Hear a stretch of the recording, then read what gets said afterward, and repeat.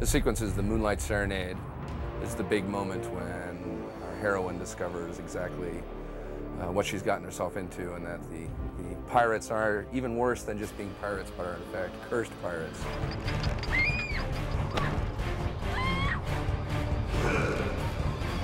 Anytime we see the cursed pirates or the pirates in Moonlight, they're skeletal. And obviously we can't have the live actors turn into skeletons, so that's where the computer graphics takes over. For most of the scenes, they've taken the cast members and they've had them act out the scene, and then they shoot that as if it was going to be the final scene for the movie. And then they'll remove the actors and shoot the same camera move. So now we have a reference plate that shows all the actors in the lighting environment and moving, so that provides a good reference, not only for the animators for positioning the characters and capturing the idiosyncrasies of each of the different actors who are playing the different parts, but it also gives us some good lighting cues. We can see the relative brightness between their skin and their clothes and where the light is coming from. And then with the clean plate, it's much easier then to remove those actors and put our computer-generated pirates in place of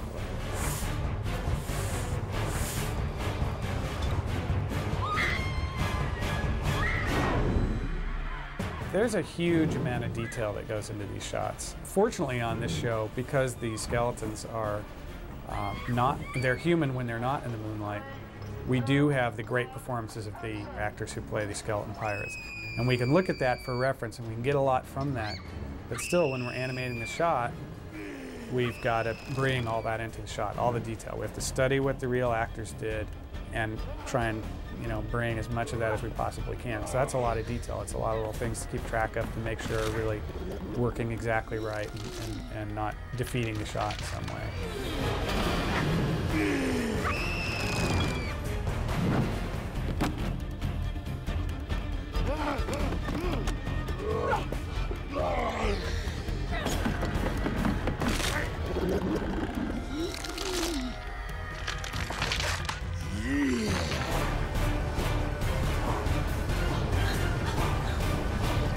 One of the most important things about the monkey is the fur, of course, because he's covered in it. We wanted to work with clumps of fur that were there, clumps that were not, so that you could see through to the bone. It had to look greasy and dirty and just give the whole cursed look to the monkey. As we developed the shot, we got the lighting more in place, we got the fur on the monkey. He has more blue light on his face. We added a little bit of motion to the camera to make it a more dynamic shot. We added some more contrast so that there was a difference between his bone and his flesh, and you could really tell that this was a decayed monkey.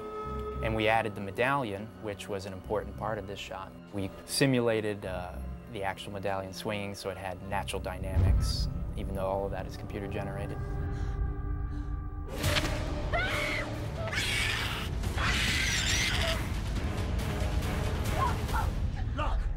It's sort of a many level process. Once we get all this film back to ILM, we then take the physical set and we model that in the computer.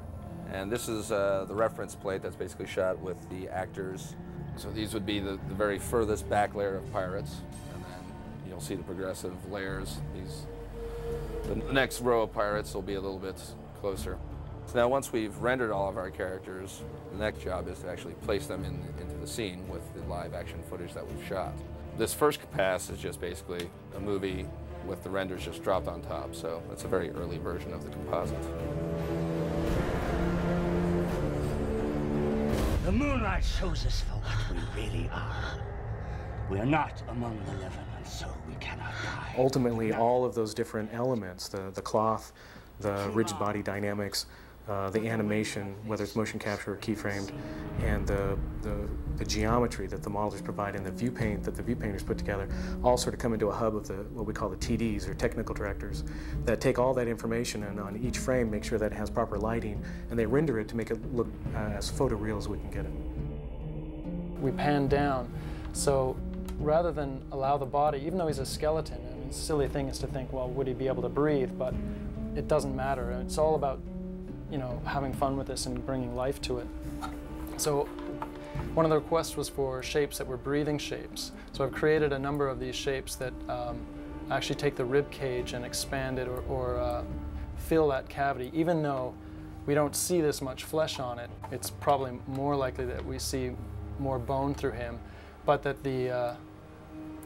it's kind of part of the gag, though, is the ability that he is gulping down this liquid, but it's not doing anything, it's falling through his body.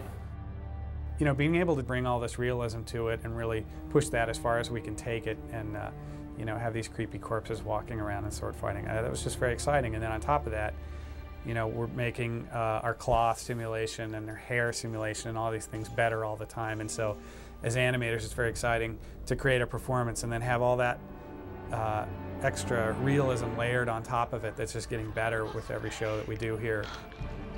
You best start believing in ghost stories, Miss Turner. You're in one.